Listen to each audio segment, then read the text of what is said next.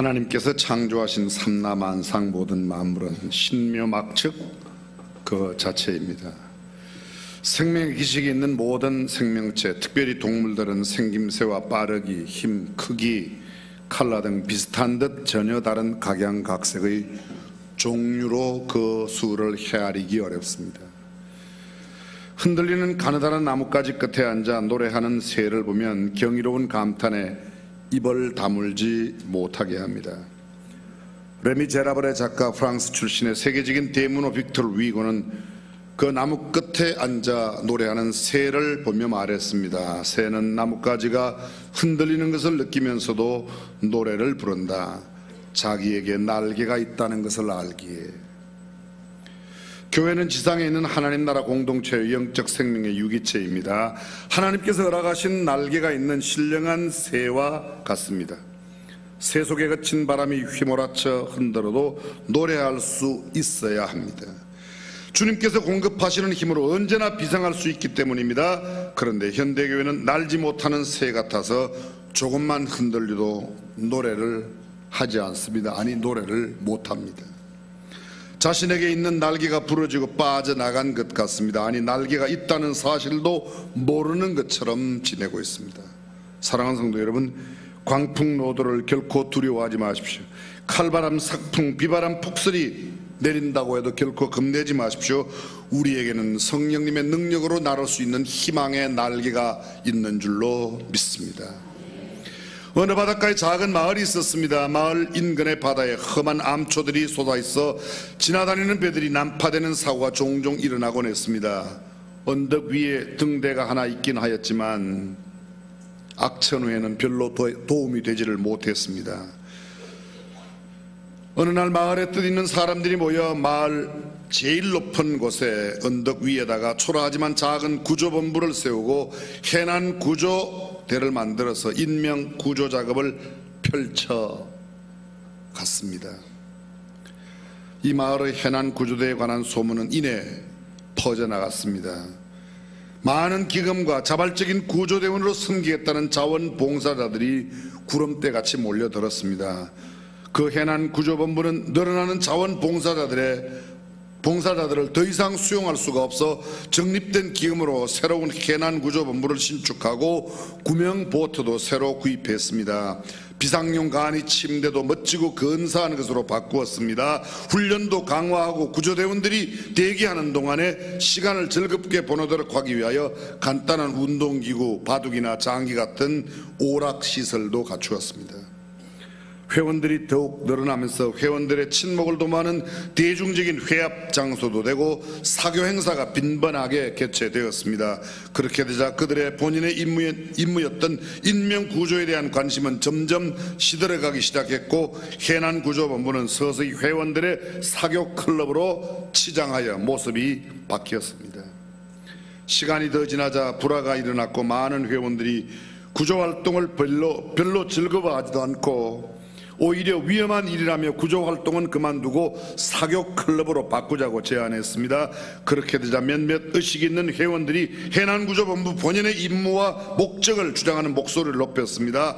이들의 이런 주장은 투표 결과 패배했습니다. 만일 그들이 그 생명구조대의 일을 계속하려면 사교 클럽으로 변질된 그 해난구조대를 탈퇴하고 그곳으로부터 조금 떨어진 바닷가에 다시 새로운 해난구조본부를 새로 세워 일을 계속하도록 결정했습니다. 그들은 클럽에서 나와 새로이 구조본부를 만들었습니다. 여러 해가 지나면서 새로 생긴 인명구조본부 또한 옛날 구조본부가 겪었던 똑같은 전철을 밟게 되었습니다. 그 구조본부 역시 또 다른 사교 클럽으로 바뀌었고 역사는 그렇게 반복되고 또 반복되었습니다. 만약 우리가 오늘 그 해안을 방문한다면 변질된 인명구조본부로 만들어진 수많은 사교 클럽을 볼 뿐 인명구조본부는 볼 수가 없을 것입니다. 그 클럽 앞바다에는 여전히 파손 사고가 자주 일어나고 있지만 대부분의 사람들은 구조되지 못한 채 죽어가고 있다는 슬픈 이야기가 있습니다. 결국 교회의 중요한 사명은 생명을 구원하는 일인데 전도와 선교를 통한 생명을 구하는 일보다 교회 자체 유지와 교회 안에 있는 자들의 상호 교제와 친목만을 유지하며 만족한다면 얼마나 안타깝고 기가 막힐 일이 되겠습니까? 오늘 우리 교회가 생명구조본부의 역할보다 사교단체나 친목단체 역할만 한다면 그것은 더 이상 교회가 아니라 실로 통곡을 할 수밖에 없는 그런 처지가 아닌가 생각합니다. 교회가 건강하고 깨끗하면 사회도 나라도 깨끗하고 건강합니다. 교회가 부패하고 망하면 사회도 나라도 망하게 되어 있습니다. 로마 교회가 망할 때 로마가 같이 망했습니다. 로마 교회가 부패할 때 로마 교회 신부들이 죄를 회개하고 바르게 살려는 생각은 하지 않고 바늘 끝에는 과연 천사가 몇 명이나 올라갈 수 있는가, 이런 문제로 사흘씩 싸움박질만 했습니다. 러시아 교회가 부패하여 타락했을 때 러시아 공산 혁명이 일어났습니다. 그런데 그 혁명 일어나기 전에 러시아 교회 신부들이 함께 모여서 한 일이 뭔지 아십니까? 미사를 집례할 때 황금색 가운을 입어야 되는가, 빨간색 가운을 입어야 되는가? 색깔이 무슨 색깔이면 무슨 일이 있겠습니까? 예수님은 가운도 입지 않았는데. 그런데 짤데기 없는 것, 전혀 본질이 아닌 것에 시간과 에너지를 낭비합니다.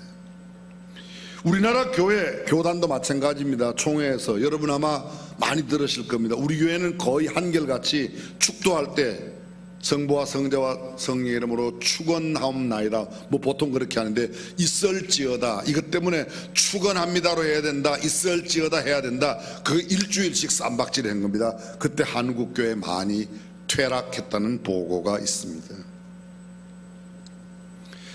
중요한 것이 아닙니다. 예수님을 전하고 회개하고 새 사람이 되어 우리 모두가 그리스도의 형상을 닮아가는 것이 중요한 것인데, 교회의 본질과 사명을 잃어버리고 교회의 참된 기능과 교회가 감당해야 되는 일은 잃어버리고 엉뚱한데 에너지를 낭비했습니다.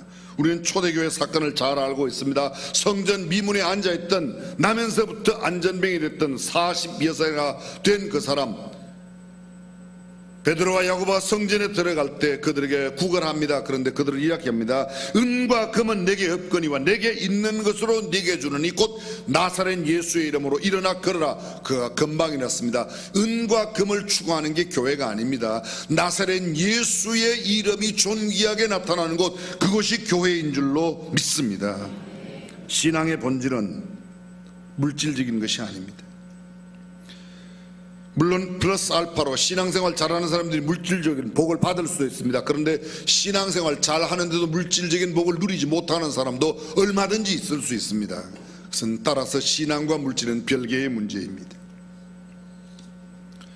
저는 교회의 본질이 무엇인지 성경의 근거에서 한번 생각해 볼 필요가 있습니다. 길을 가다가 십자가 종탑 바라보면 우리는 흔히 교회라고 말하는데, 은밀하게 말하면 그게 교회가 아니라 그것은 예배당이고 믿는 사람들의 모임이 교회입니다. 어떤 사람들은 그렇게 말합니다. 장로교, 침례교, 감리교, 성결교.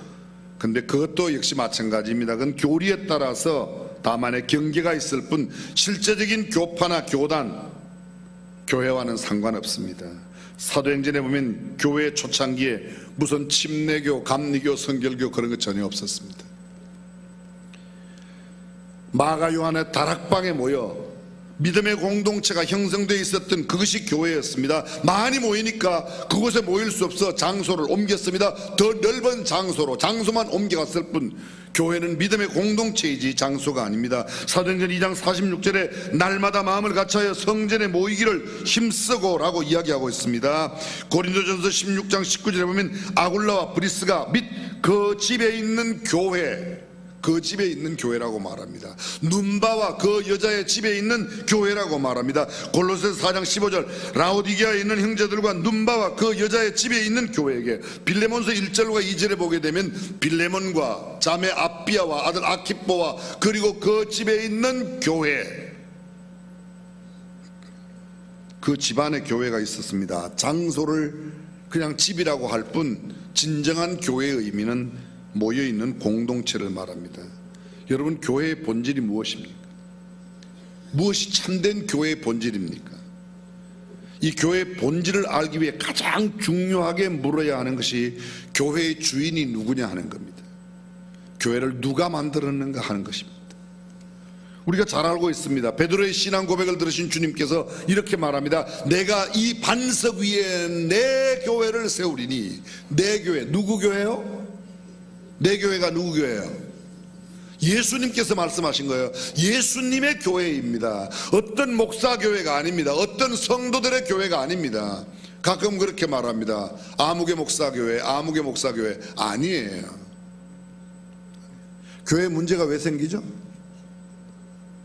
교회의 주인이신 주님이 주인이 더 이상 되지 못하고 내가 주인이 되어야 되겠다고 하는 목소리가 높아지면 문제 생깁니다.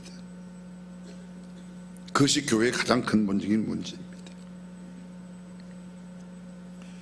주님이 교회를 세우셨습니다. 교회의 주인은 주님입니다. 목회자가, 성도가 아닙니다. 주인 노릇하려고 하는 사람만 생기면 교회는 문제가 생기게 되어 있습니다. 대개 교회 안에 생기는 다툼이 가장 큰 원인은 바로 주님을 제쳐놓고 주인 대신 주님을 밀쳐놓고 내가 내 뜻대로 움직여 보겠다고 할 때 문제가 되는 겁니다. 늘 말씀드리지만 교회에서 언제 기분이 상해요? 하나님의 뜻대로 안 되는 것 때문에 안타까워요? 내가 바른한 대로 안 되어서 안타깝습니까? 언제 화가 납니까? 주님의 뜻대로 안 되어서 화가 납니까? 내가 주장하는 대로 안 돼서 화가 납니까? 대부분의 화는 내가 원하는 대로 안 되면 화를 내는 거예요. 교회 문제 생길 수밖에 없습니다. 주인이 주님이신데 주님이 주인 노릇을 하지 못하니 문제가 되는 겁니다. 교회의 역할과 사명이 도대체 어떤 것입니까? 자주 말씀드리지만 눈에 띄는 어떤 식당과 건물 위에 십자가 꽂혀 있다? 교회일 수 있습니다. 그런데 예배당이죠. 우리 주위에 거리마다 골목마다 십자가 달린 건물들이 여기저기 들어서기 시작했습니다. 우후죽순처럼 생겨나는 대단히 아파트 단지에 빠짐없이 들어가는 게 있습니다. 부동산, 중개사무소, 슈퍼마켓, 그리고 십자가 달린 예배당. 이 건물은 교회가 아닙니다. 그 건물 안에 모이는 믿음의 공동체가 교회입니다. 안타까운 일들은 교회가 정말 교회다운 모습을 이 세상에 보여주지 못한다는 데 있습니다. 우리들의 삶의 주위에서 흔히 볼 수 있는 교회임에도 불구하고 우리는 실제로 교회가 무엇이며 무엇을 하는 곳이며 우리에게 어떤 유익을 주는지, 교회가 정말 그 본질이 무엇인지를 잘 모르고 있습니다. 교회가 무엇입니까? 영어로 교회를 church라고 합니다. 독일어로 이 교회를 크르체 이렇게 표현합니다. 그리스로는 큐리아코스, 여러분들이 잘 아시는 에클레시아. 이 큐리아코스란 말은 주님에게 속한 사람, 주님에게 속하였다, 그런 뜻입니다. 에클레시아, 부름받은 자들의 모임이란 뜻입니다. 종교적으로 사회적으로 부름받아 모여있는 공동체, 그것이 교회입니다. 부름받아 나온 사람들의 모임. 교회의 가장 중요한 의미는 건물이 아니라 사람입니다. 내가 그들과 함께하며 그들과 함께하여 나는 그들의 하나님이 되고 그들은 내 백성이 될 것이다. 교회는 본질적으로 건물이기 이전에 하나님의 사람들을 의미합니다. 교회는 하나님의 사람들에 의해 구성되고 존재하며 하나님께 속해 있으며 하나님은 그들에게 속해 있습니다. 그러므로 교회의 일차적인 존재 이유는 사람들입니다. 교회 내에서 주인이신 우리 주님, 그리고 그 주님으로 고백하는 사람이 중심이 되어야 되는데 다른 것이면 안 된다는 거죠. 헨리 크레머가 그런 말을 했습니다. 신학자인데 교회의 본질적인 주체가 되어야 할 사람들이 오늘날 교회 안에서 냉동된 자산이 되어 있다고 지적했습니다. 교회가 사람들의 존재와 가치에 대한 인식을 새로 정립하고 그들의 냉동된 재산을 일깨워 활동하는 자산으로, 살아있는 자산으로 변화시킬 때 비로소 참된 교회의 모습을 가질 수가 있습니다. 교회는 그리스도의 몸입니다. 교회는 뭐라고요? 사람이에요. 교회는 뭐라고요? 그리스도의 몸입니다. 고린도전서 12장 27절, 여러분은 그리스도의 몸이며 여러분 한 사람 한 사람은 그 몸의 각 지체입니다. 교회가 그리스도의 몸이라는 것은 도대체 무슨 의미인가? 예수님은 이제 이 세상에 육신의 형체를 가지고 존재하지 않기 때문에 예수께서 이 세상에서 무슨 일을 하고자 할 때는 그 몸을 통해서 하시는 겁니다. 그 몸이 뭐예요? 교회를 구성하고 있는 공동체입니다. 주님은 입이 없어요. 이제 육신이 아니시기 때문에, 올라가셨기 때문에. 근데 우리의 입을 통해서, 주님은 손발이 없었어요. 그래서 우리의 발을 통해서 가게 하고 우리의 손을 통해서 일하게 하시는 겁니다. 교회는 쉽게 말하면 믿음의 공동체인 우리는 그 주님의 손이 되고 발이 되고 주님의 몸에 붙어 있는 그런 모든 기능을 감당하는 지체가 되어야 한다, 그런 뜻입니다. 만약 이 일을 하지 못하면 참된 교회라고 말할 수 없습니다. 근데 주님의 몸이라고, 교회를 주님의 몸이라고 말할 때 여기엔 첫 번째 이런 의미가 있습니다. 다양성이 있습니다. 고린도전서 12장 14절, 몸은 한 지체로 되어 있는 것이 아니라 많은 지체로 되어 있습니다. 우리 몸은 하나이지만 우리 몸에는 눈, 코, 입, 귀, 간, 허파, 또 말씀하세요. 다 해야 되겠습니까? 내일까지 해야지 돼요. 어느 것이 더 중요하죠? 다양하게 있습니다. 어느 것이 더 중요하다 덜 중요하다고 말할 수 없습니다. 몸 안에는 아주 화려하고 빛나는 것이 있는가, 매일 닦아주는 얼굴이 있는가 하면 그저 저녁에 썩썩 닦는 냄새나는 발가락 사이 똥꼬도 있습니다. 똥꼬 아세요? 근데 그 냄새나는 거라고 띠내면 어떻게 될까요? 큰일 나는 겁니다.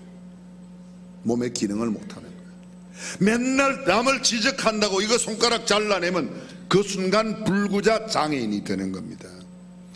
가끔 이런 생각해요. 교회에서 아이고 그 사람만 없었으면, 그 사람 없어지는 순간에 우리가 장애가 되고 불구가 되는 겁니다. 근데 우리는 그렇게 생각 안 합니다. 아유 그 사람은 좀 안 나왔으면 좋겠어. 그런 생각 자체가 없어져야 되는 거죠.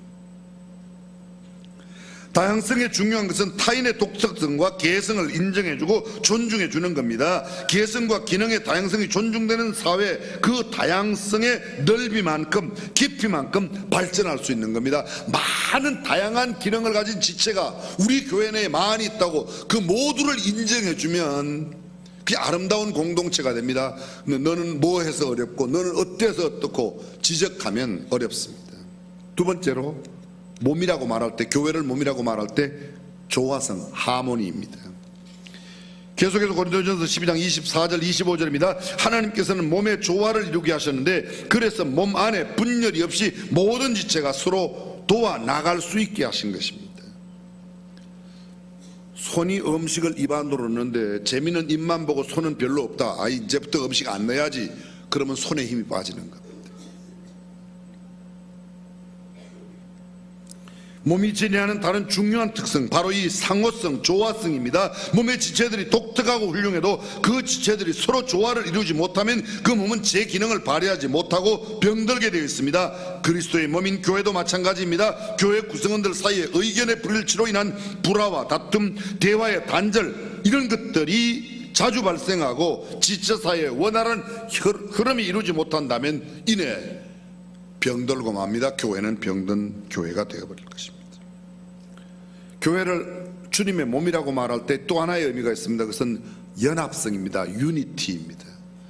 조화를 이룬다는 것과 함께 유니티, 하나가 된다는 것이죠. 고린도전서 12장 20절입니다. 지체는 많아도 몸은 하나라고 말합니다. 인간의 몸은 따로따로 떨어진 조각들의 모임이 아니라 다양한 기능적인 모든 지체들이 함께 하나의 몸을 이루고 있습니다. 이 연합이 없이는 인간의 몸은 기능하지 못하면 물론 존재할 수 없습니다. 아무리 탁월한 손이 있어도 손 떼갖고 따로 두면, 아무리 건강한 다리가 있어도 잘라서 따로 두면 아무런 의미가 없는 겁니다. 내 몸에 함께 붙어 있어 하나가 될 때 그것이 온전한 몸의 기능을 감당할 수 있게 되어 있습니다. 성도들 간의 친밀한 협동을 통해 그리스도의 사랑의 나눔이 이루어지고 그런 과정을 통해서 교인들이 연합하여 이루어질 수 있습니다. 그때 건강한 교회가 될 수 있습니다. 그렇습니다. 우리 교회가 어떤 누구도 남의 잘못이나 그 약점을 드러낼 것이 아니라 서로의 독특성과 개성을 인정해주고 그들을 존중히 여길 때 건강하고 아름다운 교회 공동체가 될 줄로 믿습니다. 그렇습니다. 하나의 작은 이상사회로서의 모습을 이 교회가 가지고 있습니다. 그러므로 건강한 교회들이 형성되어 있으면 사회 자체가 건강하게 되고 교회가 병들면 사회가 병들게 되어 있습니다. 동시에 교회는 성령님의 전입니다. 고린도전서 3장 16절, 여러분은 하나님의 성전인 것과 성령님이 여러분 안에 계신다는 것을 모르십니까? 우리 뭐야? 성전이라고요. 근데 이 성전 안에다가 자꾸 이상한 것들을 넣는 사람이 있어요. 쌀썩은 물도 넣고 연기도 자꾸 불도 떼고, 그런 거 안 되는 거예요. 그죠?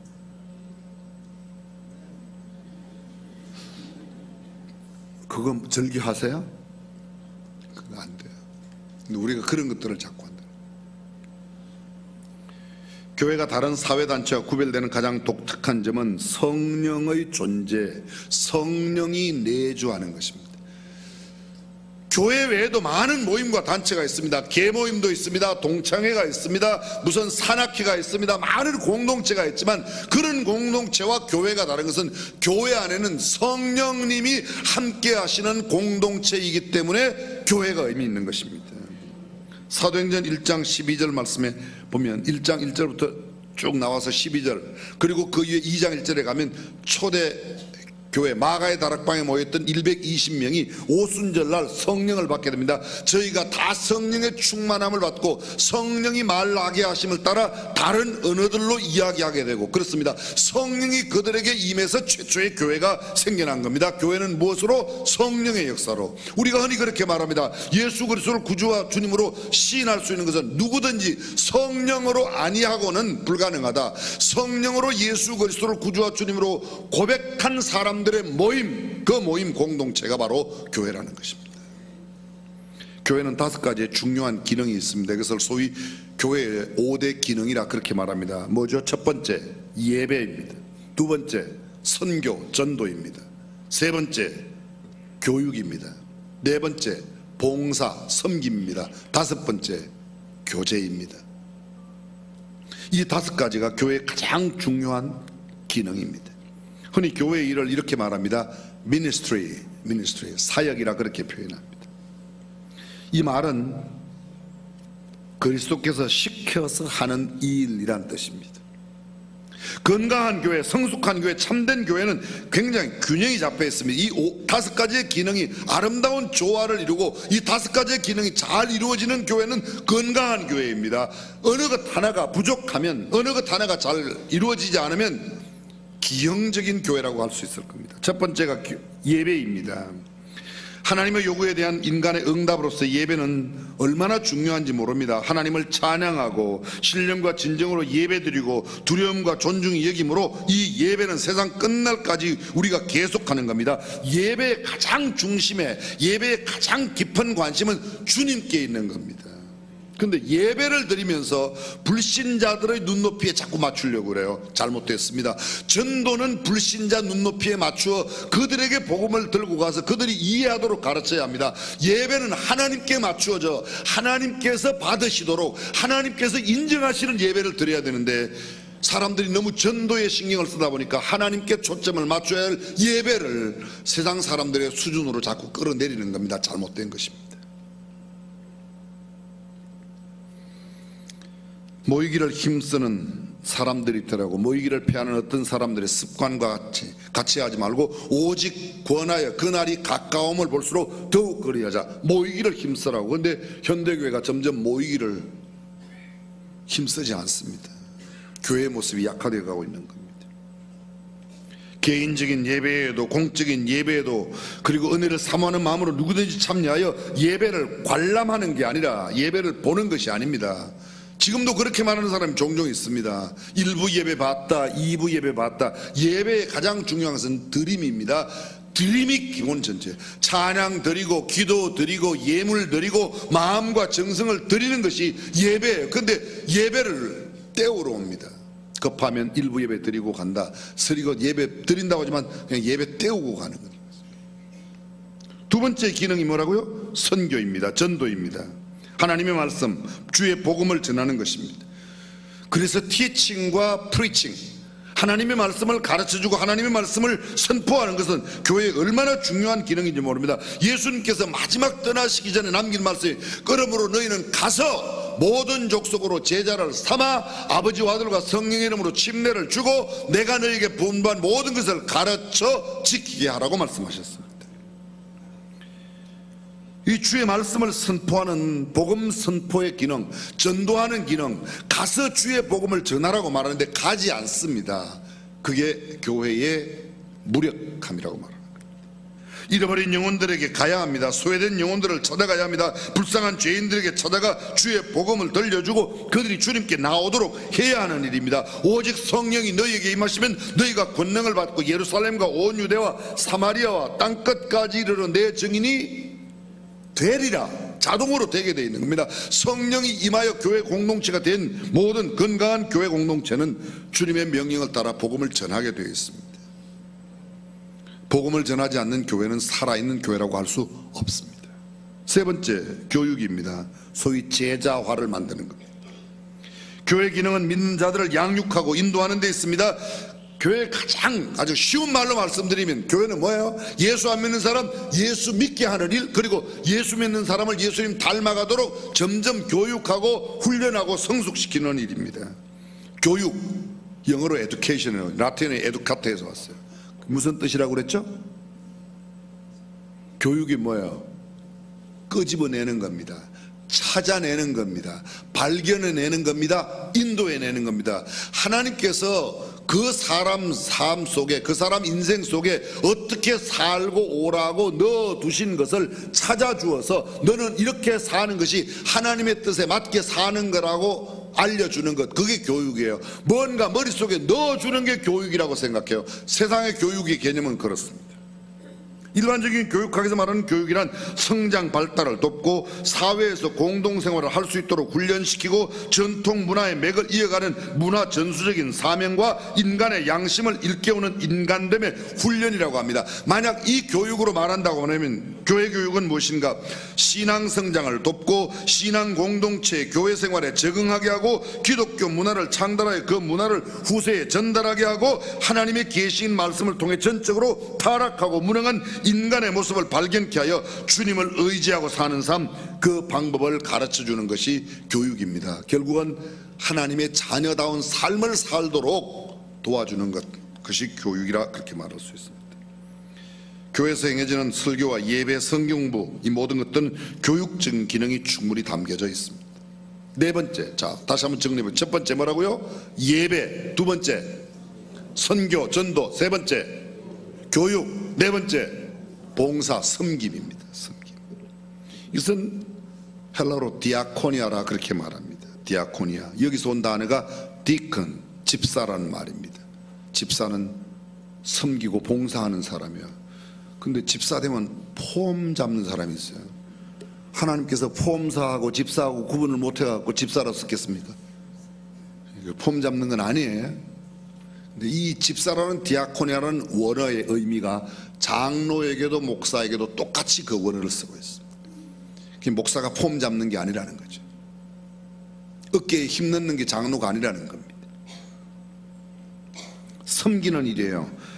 하나님 아버지 앞에서 정결하고 더러움이 없는 경건은 곧 고아와 과부를 그 환난 중에 돌아보고 또 자기를 지켜 새 속에 물들이 고아와 도움이 필요한 사람들에게 도움을 주는 역할을 잘 감당하는 교회가 건강한 교회입니다.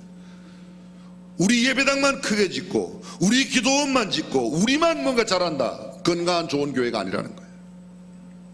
성경은 말합니다. 형제들아, 우리가 말로만 사랑하지 말고 행함과 진실함으로 사랑하자. 행동으로 옮겨야 되는 겁니다. 좋은 사람은, 건강한 그리스도인들은 행동합니다. 좋지 않은 그리스도인들은 설명을 많이 해요. 말을 많이 해요. 마지막 다섯 번째 기능, 친교입니다. 코이노니아. 원래 이것은 모든 것을 공동으로 소유한다. 그게 교제예요. 초대교회는 유무상통했습니다. 가진 사람도 가난한 사람도 가졌다고 유세하지 않았습니다. 없다고 기죽지 않았습니다. 그들 모두가 다 유무상통했습니다. 진정한 나눔과 교제는 가진 사람도 가지지 않은 사람도 배운 사람도 배우지 못한 사람도 그것 때문에 전혀 간격을, 격차를 느끼지 못하는 겁니다. 그렇게 살아가는 겁니다. 내가 많이 가졌지만 가지지 못한 사람을 없인 여기지 않습니다. 많이 배웠지만 배우지 못한 사람을 가볍게 여기지 않습니다. 서로를 오히려 존중히 여깁니다. 그리고 그분의 독특성과 개성을 인정하는 겁니다. 그런 교회가 건강한 교회입니다. 만일 한 지체가 고통을 받으면 모든 지체도 함께 고통을 받고, 한 지체가 영광을 얻으면 모든 지체도 함께 즐거워한다. 그렇습니다. 몸이 손가락 끝이 아픈데 통증은 온몸이 느끼는 겁니다. 그렇죠? 전에 그런 이야기 하면 연필 이렇게 깎다가 칼로 베면, 이렇게 칼로 딱 베면요, 그 순간 오른손은 얼른 칼을 버리고 금방 신방을 가요. 이렇게 탁 가서 꽉 잡죠. 이게 신방 아니에요, 이게. 정말로 그래요? 아무개 집사님이 편차한테 그러면 얼른 가서 이렇게 딱 싸. 이게 신방인데 아프대. 끝. 건강하지 못한 교회입니다. 그래서 사실은 교회는 대형화되면 건강한 교회로 있기가 어렵습니다. 이 이야기 듣고 작은 교회로 다 가겠다고 가신다고 그러면, 근데 건강한 교회는 사실은 친밀한 이런 교제가 이루어져야 건강한 교회라고 할 수 있습니다. 이런 5대 기능 말고도 교회에 중요한 기능이 더 있습니다. 소위 교회의 사회적인 기능입니다. 기독교 신앙은 삶과 분리해서 생각할 수 없습니다. 신앙이 삶이고 삶이 신앙입니다. 사실 어떤 면에서 신앙생활보다는 생활신앙이 되어야 된다. 내 삶 속에 신앙이 묻어나야 된다는 겁니다. 교회의 사회적 기능에 대해서 아주 구체적으로 예수님께서 보여주신 것이 있습니다. 그게 뭔가 하면 평화입니다. 샬롬입니다. 그리스도의 평안이 여러분의 마음을 다스리게 하십시오. 평안을 위해 여러분은 한 몸으로 부르심을 받았습니다. 평안을 위해 부르심을 받았다고 바울이 골로새서 3장 15절에서 말합니다. 그렇습니다. 예수님 태어나셨을 때 천사들의 노래가 무엇입니까? 지극히 높은 곳에서는 하나님께 영광이요, 땅에서는 기뻐하심을 입은 사람들 중에 평화로다. 평화예요. 평화를 부르셔야 돼요. 우리는 이 평화를 놓치고 있습니다. 성경은 이렇게 말합니다. 원수가 줄이거든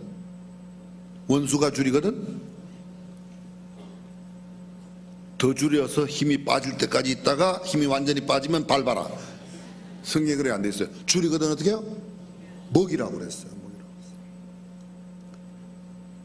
일부 예배 때도 잠깐 나누었지만요, 북한이 먹을 게 없어 굶주리면 먹을 것은 줘야지.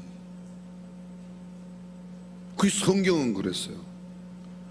주면 어떡하냐고. 주면 그거 또 딴짓하는데 먹을 건 줘요. 일단 살려놔야 나중에 회개할 기회라도 있지, 굶어 죽으면 회개할 기회도 없는 거예요. 이 수준 높은 이야기를 이해하시겠습니까? 죽고 나면 회개할 기회가 없어요. 그러니까 일단은 왼수라도 살려놔야 돼요. 그래야지 회개할 기회가 있죠. 민간 차원에서 돕는 것, 그 정부가 왜 막는지 모르겠어요. 지금 정부는 잘 안 막나요? 모르겠어요. 어쨌든지 하여간 그런 건 막죠. 참된 평화를 이야기하는 것은 함께 기뻐해야 할 일인데 되겠어? 안 되기를 바라는 사람처럼, 강 건너 불구경하는 사람, 그건 올바른 태도가 아닙니다. 그리스도인들은 평화를 추구하는 일에 있어서만큼은, 그 참된 평화는 어디로부터 오는가? 회개로부터 오죠. 진정한 회개 없이는 뭐 이런 설명을 여기서 다 드릴 수 없습니다. 두 번째 사회적인 기능이 뭔가 하면 소자 사상이라는 겁니다. 다시 말하면 성경에 있는 대로 제가 읽어보겠습니다. 내가 진실로 너에게 말하노니 이 지극히 작은 자 소자 하나에게 한 것이 곧 내게 한 것이요, 이 지극히 작은 자 하나에게 하지 아니한 것이 곧 내게 하지 아니한 것이다. 작은 자 생각입니다. 대부분의 사람들은 사소한 건 그냥 버려두고 있다가 큰일 한 건에서 자기 이름 내려고 합니다. 성경의 사상은 그게 아닙니다. 큰일이 아니라 내게 주어진 작은 일, 그 작은 일을 하나하나 감당함으로 건강한 교회를 이루고 건강한 사회를 이루어가는 겁니다. 마태복음 25장의 마지막 심판의 장면을 이야기하고 있는 내용, 제가 쉬운 성경으로 읽어보겠습니다. 내가 영광 중에 모든 천사들과 함께 와서 내 영광의 보좌에 앉을 것이다. 그리고 모든 민족을 내 앞에 모으고 목자가 양과 염소를 갈라놓듯 사람들을 갈라놓아 양은 오른편에 염소는 왼편에 세울 것이다. 그때 왕이 오른편에 있는 사람들에게 내 아버지의 복을 받은 사람들아, 와서 세상이 창조된 때부터 너희를 위해 준비된 나라를 물려받아라. 너희는 내가 굶주릴 때 먹을 것을 주었고 목마를 때 마실 것을 주었으며 나그네 되었을 때 너희 집으로 맞아들였고 벗었을 때 입을 것을 주었고 병들었을 때 가루에 주었으며 갇혔을 때 찾아주었다고 말할 것이다. 그러면 의로운 사람들이 주님, 언제 우리가 주님의 굶주리신 것을 보고 음식을 대접하였으며 목마르신 것을 보고 마실 것을 드렸습니까? 또 언제 우리가 주님의 병드신 것을 보고 간호해 드렸으며 갇혔을 때 찾아갔습니까? 하고 말할 것이다. 그때 왕은 그들에게 내가 분명히 말하지만 너희가 이들 내 형제 중에 아주 작은 자 하나에게 한 일이 바로 내게 한 일이다 하고 말할 것이다. 그런 다음 그는 왼편에 있는 사람들에게 저주를 받은 사람들아, 너희는 내게서 떠나 마귀와 그 부하들을 위하여 준비된 영원한 불에 들어가라. 너희는 내가 굶주릴 때 먹을 것을 주지 아니하였고 목마를 때 마실 것을 주지 않았으며 나그네 되었을 때 너희 집으로 맞아들이지 않았고 벗었을 때에 입을 것을 주지 않았으며 병들고 갇혔을 때 돌보지 않았다. 그러면 그들도 주님, 언제 우리가 주님의 굶주리신 것이나 나그네 된 것이나 벗어진 것이나 병드신 것이나 갇히신 것을 보고 돌보지 않았습니까? 하고 말할 것이다. 그때 왕은 그들에게 내가 분명히 말하지만 너희가 이 작은 자 하나에게 하지 않은 일이 곧 내게 하지 않은 일이다 하고 말할 것이다. 그렇게 해서 이 사람들은 영원한 형벌을 받는 곳에, 의로운 사람들은 영원한 생명을 누리는 곳에 들어갈 것이다. 우리 주위에 괴로움을 당하고 있는 그 작은 한 사람이 바로 우리 주님이라는 겁니다. 우리 주위에 어려움을 겪고 있는 그 작은 한 사람이 곧 우리 주님이라는 겁니다. 그래서 그들에게 잘하라는 거예요. 근데 우리는 잘 하지 않아도 될 사람에게는 잘해요. 내가 기대하는 게 있고 내게 돌아올 것이 있습니다. 오히려 내게 돌아올 것이 없는 사람에게 베풀어야 진정한 주님께 베푸는 것이다. 섬기는 사람이 참 그리스도인의 모습을 가진 사람이라고 할 수 있습니다. 공자는 이런 말을 했습니다. 기소불욕 물시어인, 자신이 원하지 않는 일을 다른 사람에게 시키지 말아라. 근데 내가 하기 싫은 일은 다른 사람이 맡기고 저 사람들이 하기 좋아하는 것은 내가 하려고 그러고, 그건 예수 믿는 사람이 해야 할 일이 아니라는 것입니다. 마지막입니다. 우리는 세상의 빛과 소금으로, 오늘 성경 보면 너희는 세상의 소금이다, 너희는 세상의 빛이다. 소금은 자신이 녹아지지 않으면 결코 맛을 내지 못하고 썩는 것을 막아내지 못합니다. 빛이라고 하는 것은 내 자신을 태우지 않으면 참된 빛을 나타낼 수 없다는 겁니다. 사회의 불의와 타락에 대해서 우리가 정말 자신을 태우고 자신을 희생할 때 어두운 사회를 밝힐 수 있고 썩어가는 사회를 막아낼 수 있는 것입니다. 그런데 이런 기능, 나는 녹아지지 아니하고 나는 자신을 태우지 아니하고 나는 희생하지 아니하면서 사회에 등불이 되겠다, 있을 수 없는 일입니다.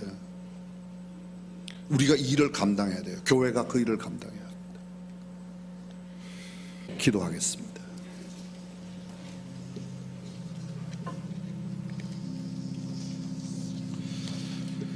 하나님, 교회의 본질과 사명을 다시 한번 생각해 보았습니다. 머리로만 아는 것이 아니라 우리의 삶으로 본질을 이해하고 행동으로 사명을 감당해내는 우리 교회가 되게 하여 주시옵소서. 예수님의 이름으로 기도합니다.